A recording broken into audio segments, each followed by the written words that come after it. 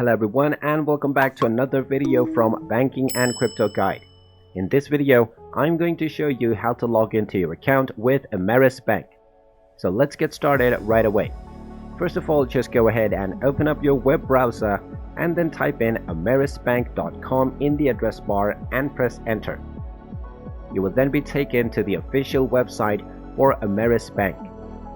Now, in order to log into your account, you can just do this right from the home page.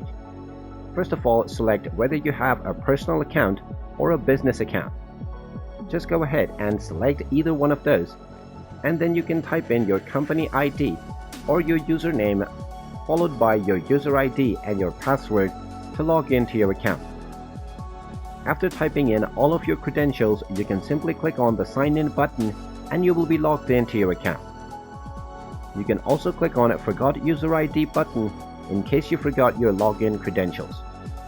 If you want to sign in to another account, then you can simply click on the drop-down menu underneath the Sign into Another Account menu.